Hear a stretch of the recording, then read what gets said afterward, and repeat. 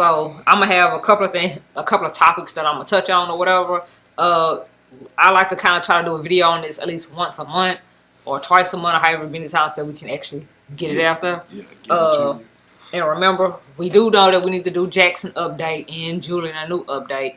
But we're just gonna talk about Julian autism and like things that we notice with him and how certain stuff is affecting the family. I already have my first topic that I'm gonna talk about with Bay. So one of the things that's like I don't want to say stereotype, but like I'm not even gonna try that word because I always mess it up. But it starts with S. Statistics. That word shows that most parents that are married with a child with autism, they end up getting a divorce. Do you see like how that's like true or how it affect the family? Because when your kid have autism, it is like a whole family type of thing. Well, the only way I could see a child with autism causing a family to 80% of people that have kids with autism get a divorce. Man, I don't know, like with numbers that high, I mean it's very believable.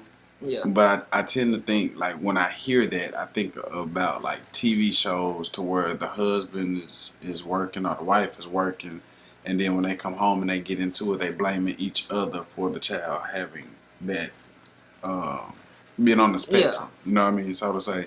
So then it comes into a big fight between them about who did what, who not doing what, and I can't take this anymore. And, yeah. You know, like I can't remember what name of the TV show, but that's what it put me in the mind in just hearing it. But 80%, like 80% of marriages fail when they get the diagnosis of kids with autism and trying to work through it, and it's just for whatever reason. Like y'all know, crazy. On a few videos, man, Bay was like, you know, I blame myself, he blamed himself. We kind of cried about it, and it's like, dude, we actually gonna have to soldier up. Yeah, that's how I feel about it. I don't feel like taking his dad out of his life or her being out of his life or just us separating altogether is going to help him at all. Because that's to me, that's going to be more traumatic than anything. Yeah, it is. But I do get that you don't stay with nobody for the kid. True. How do you feel about knowing that Julian have autism and like it's hard to get a babysitter? I don't think it's hard to get a babysitter just because he has autism, but it's just we haven't had no break from either one of them, really. And y'all, I do want to say that Jackson might be on the spectrum as well. Yeah, he very well could be. He's showing a lot of traits that Julian did show. Yeah, not being able to find a babysitter and stuff to actually like have that. a long time, adult time, like going back to like the little relationship thing. Like the movies and just bringing spark back into your relationship versus dealing with, you know, what the type of parenting that we have to do. Well, that we have to do every day. I don't know. It's a little difficult. I was gonna say it's challenging AF to me. Yeah, at times. It's a little difficult, but the cool thing about it is, in those moments where it might get a little too much going all in different ways and areas, it's cool that we actually have like a functional relationship, just like a team. Yeah. You know what I mean? So, it be times where I know Bae might be tired from chasing Julian around, and she might be tired because they got up earlier than I did one morning or something like that. And if she lays down, like I'm not the type to be like, well, you were sleeping, and you know what I mean? Yeah. It's one of those things where it's like, basically, responsibility on me, my time, let's go. Yeah. And then when she wake up, most of the time I'm hoping that it be in the afternoon, because by the time she wakes up, I got them asleep. Or they either in the bed, fronting like they sleep. Y'all seen them up on her 12 o'clock. So by that point of time, she can now get up, and whatever she needed to do, she can still do it because they're on the down slope. Yeah. You feel what I'm saying? A lot of people don't really have that functioning team like that. So somebody feels like I'm doing the most, you're not doing, you know what I mean? Yeah. So well, in those relationships that I seen, or like the people that be like, they were married, they had a divorce, they end up getting back married or whatever, it'd be because like the mom more like it was a stay-at-home mom, and it's like, dude, I never get a break from this. Like, you don't understand how hard this is, type stuff. So yeah. And they end up going like that. Yeah. No, you got to be a team, man. No relationship is gonna work unless you have communication, teamwork, and then you got your trust and your loyalty. All of that works together, but you have to have teamwork to even build any of those other qualities that make a relationship last. So now I'm just gonna talk about 10 like traits or things as far as with Julian and his autism, and I just say that because we're talking about our experience with our son with our autism, and I didn't think that was anything that I had to clarify, but clearly it's something that I have to clarify. This is stuff that's going on with our son, which is Julian is nonverbal. Not all like 100% nonverbal, but he has a very like limited vocabulary. And this is the side of the spectrum that we're saying he's in the middle. We don't go back to the end of January to figure out if he's still there or if he's high functioning on the spectrum or still medium on the spectrum. But 10 facts about Julian and his autism is he likes to be under the bed, which a lot of other kids with autism do. Yeah, that's his playhouse. He bangs his head, but he has actually stopped banging his head, so that's like a update. And a relief. Yeah. He still covers his ears when he hear loud noises. Yeah. He still does not understand like danger, like don't go run out in front of the car, don't go run over here, don't just out. Don't try to go down steps, up steps. And just be gone.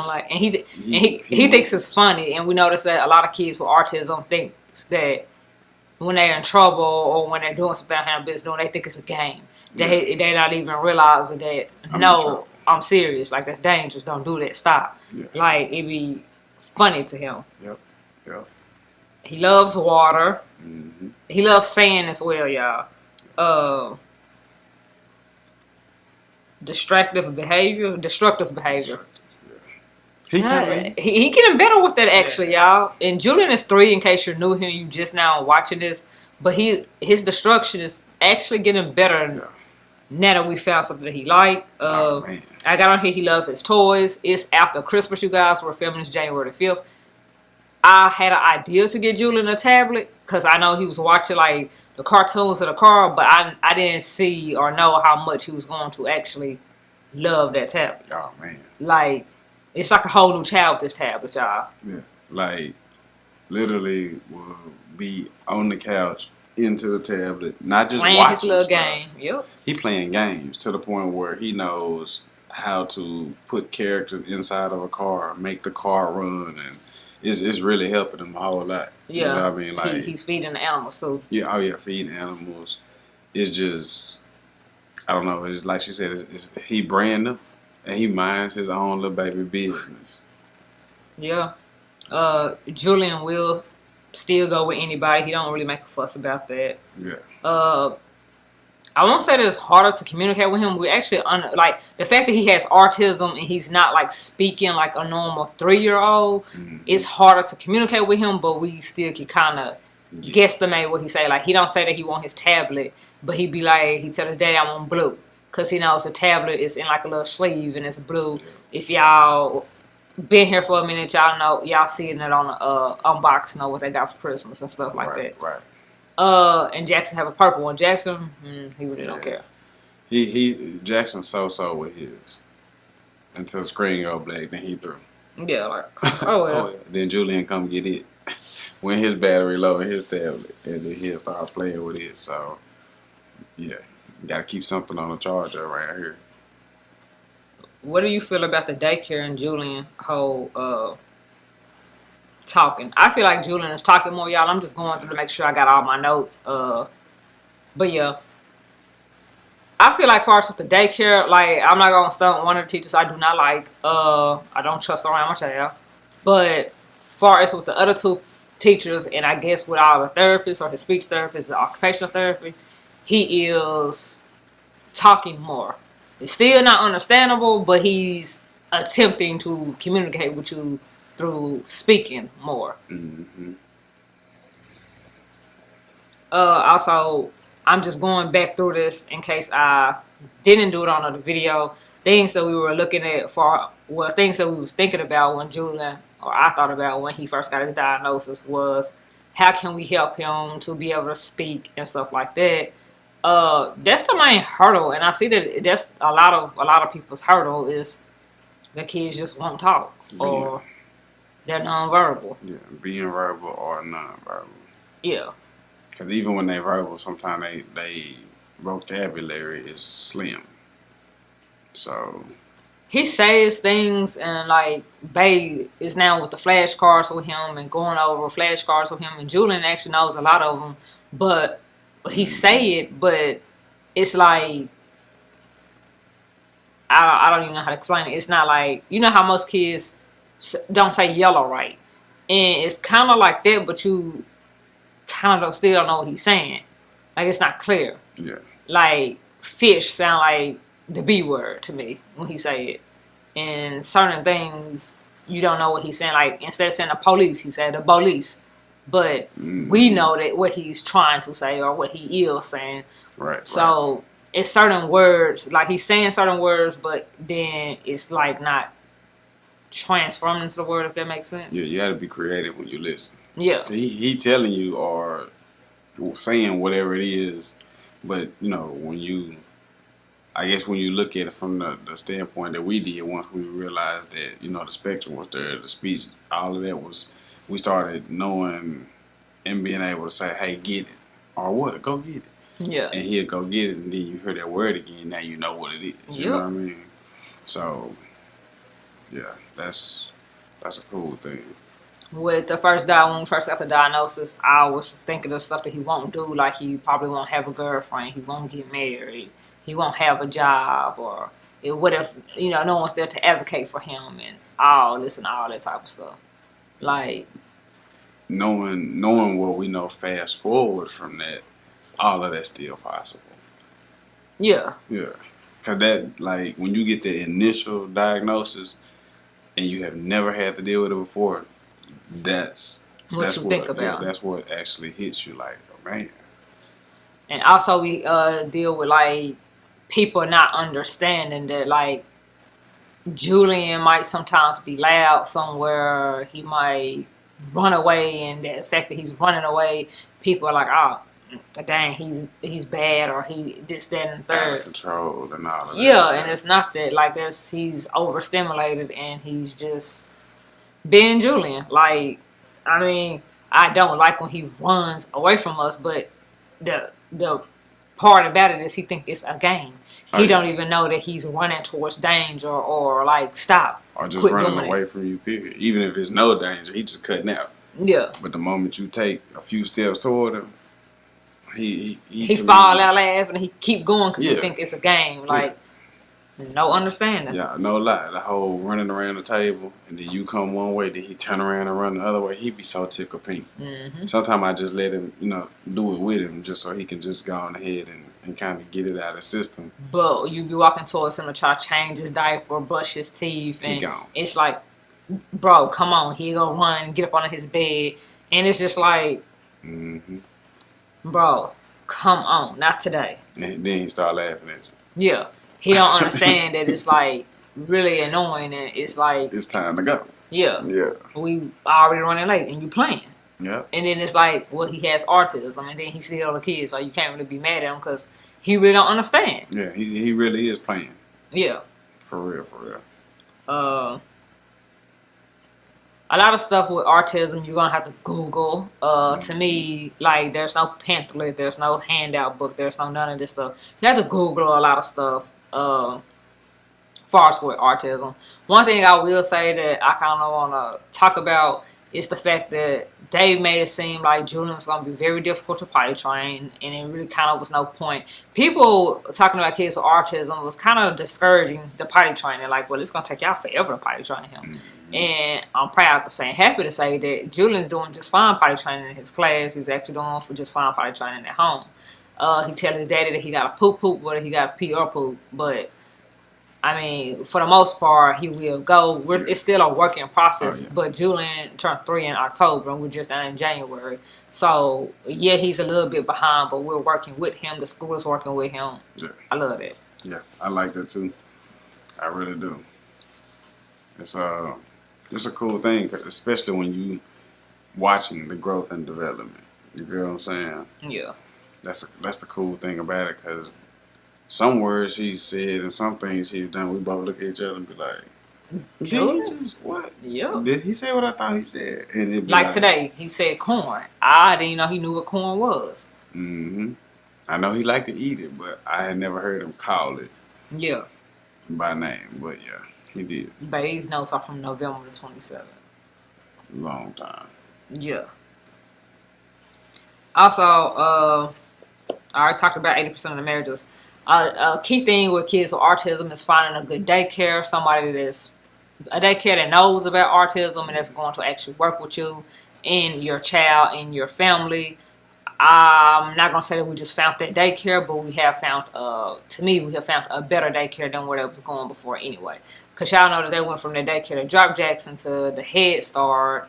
The Head Start was like no help. Like if he's not acting out, they was like, she'd come and they wouldn't do nothing. Like the disability person would come and she'd be like, well, he's not acting out today. He's doing just fine. He's perfectly normal that day or that hour she's there to see him.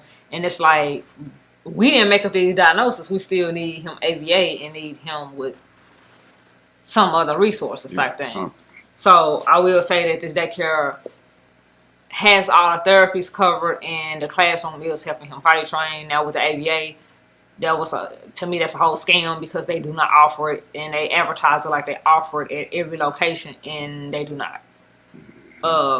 So yeah, daycare and ABA I think would be a key role. I think ABA for Julian would be great. But yeah, some kids with autism are violent. Julian, I don't really want to say that he's violent because Jackson be over here and he the violent one to me. He be hitting them and some other stuff, and Julian just go somewhere else and Jackson got to keep messing with him before Julian hits him back, type of thing. But at first, he was violent. Julian just hit Jackson upside the head for no apparent reason with a toy or something like that. And Julian is kind of getting to the point where he's more so coming down. Like, to me, normal 3-year-olds, when your kid gets to 3 and 4, it's kind of less strenuous. Yeah. Yeah. They getting older and a lot of stuff is like chilling out. Yeah. Versus when they're Jackson age. Yeah, still turned up. Bedtime routine, it did get better, but it's getting back worse again because like some nights he'll go to sleep at 9 or 10, and some nights he just won't go to sleep till 1 in the morning or 2 in the morning or 12, and they'd be like, babe, Julian's still up. And it's like our doctor did tell us to give him Benadryl. If y'all have any suggestions of natural remedies that will put him to sleep, other than Benadryl, let us know because Benadryl is really not even working. So it got to the point where we don't even really just give it to him like that because it's not putting him to sleep like that. Mm-hmm. If anything was wrong with him, he would feel good. But as far as going to sleep, he got his own schedule. And it just depends on how he feel when he lay down. The TV can be out, the tablet can be on the charger, and he still will be in there rolling the car right now. Yeah, doing something. Yeah, something. So he will hold a routine once he gets into a rhythm. He'll hold that routine. But if it's broken, it's easily broken. Yeah, if they go for like Christmas break was horrible. Yeah. Christmas break, it was like that's what got him off routine now. Yeah, everything was good. We almost counted. And now it's like, is he still woke? Yep. Yeah, he's still woke. He in there eating crackers. Eating crackers or playing with the little police car. You know what I mean? It can be dark in the room. If you find that one truck that'll light up, he under the covers driving it with the sirens and lights on. So, I mean, I can't be mad at him because when I was little, I used to sneak and stay up too, so. I was going to ask, like, so with Julian diagnosis, how do you think they have changed us as people? It's not saying we wasn't humble at first, but it's very humbling.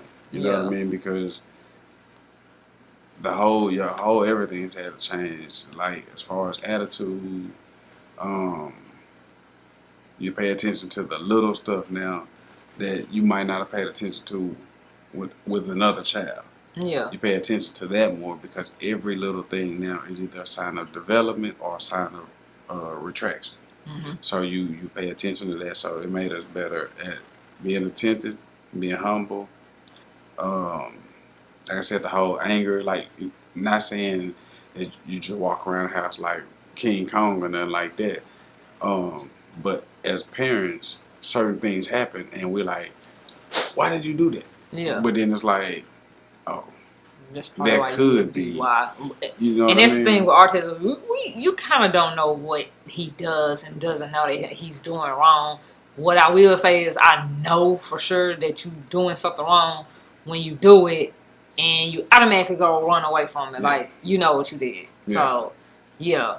Yeah, it's But I think it changed me far as like being more humble. It has opened me up to, try to better who I am to have a better environment for him. Learning sensory stuff. Y'all, we still are looking into sensory stuff. I'm not gonna lie. We still don't know the benefit of sensory stuff. What do they mean by sensory stuff? But like trying to make Julian room sensory friendly and stuff like that. And we're doing that. And we're just looking at the world a different way. Because it's all about his growth and development. Yeah, and there are a lot of people that you wouldn't even believe have autism that are autistic or on the spectrum or however you want to call it. But once you step off into that arena and start trying to open up the doors to that arena, you do find a lot of people, a lot of children, a lot of adults going through the exact same thing that we're going through. Yeah, and it's just weird because it has made me also a better person. Well, a better person, but like a better studier. I don't even know if that's really a word, but it's made me more educational.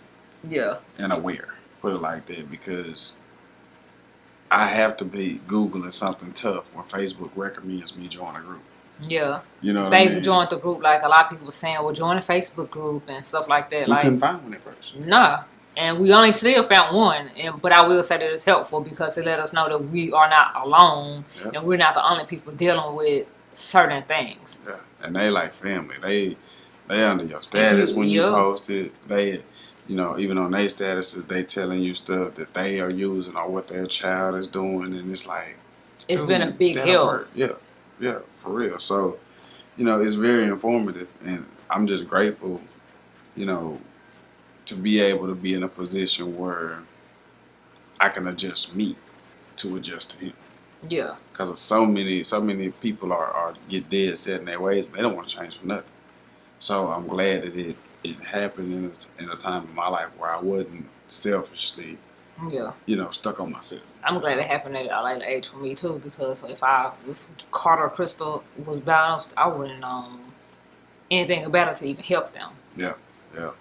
And it's crazy because so much of everything now falls under the spectrum that, some people sometimes end up with the wrong diagnosis. Yeah. So that's still something else that's out there, but nobody's perfect. And also, we were told by several doctors that he can very well just grow out of it. What I will say is we've seen a couple of stories where people have grew out of it and they show no signs of ever being on spectrum. They talk, they pass and all that stuff. They just skyrocketed. Mm-hmm. Yeah. But see, the studies have stopped like at that. We don't know as adults if they go back on the spectrum or what have happened. But there has been studies showing that people have just outgrown the spectrum. So that's why they be like, this might not be a lifetime sentence, but we don't know because the spectrum is so wide. Ever changing, yeah. Yeah. And it's crazy because, as an adult now, looking back at some of the stuff that I went through when I was a kid, it made me wonder, was I autistic? Yeah. Or was I on the spectrum? If it had been called a spectrum instead of ADD and ADHD. Yeah. You know what I mean? So you just never know. But the whole situation itself has like completely opened my eyes. I don't, You What got to be very attentive. What do you think about a service dog? Do you think a service dog will actually help Julian? I think an autism service dog will actually help him, but what do I you think? I think it probably could. It just I would have to see his interaction with the dog. I know Julian like dogs. Mm-hmm. The dog will help him not be able to just run away from us. The dog will help us find him if, God forbid, he ever got Got loose away. or wandered off. The service dog would be a good buddy for him. I have seen studies and seen kids that actually go to sleep. They're more social with the service dogs and stuff like that. And again, I would say some kids I have seen that actually help them open up and talk to people. And it also have been like a companion for the kid to like pet the dog, and I guess it relaxes the dog and relaxes that child, Yeah. and it actually helps them sleep. But that's pretty much it for this video, y'all. I know that this video is a longer video. That's probably why it's a premiere. But yeah, you guys, if y'all got any tips, let me know down in the comments. Thank you guys for watching. See you guys on the next video. Out this thing. Peace.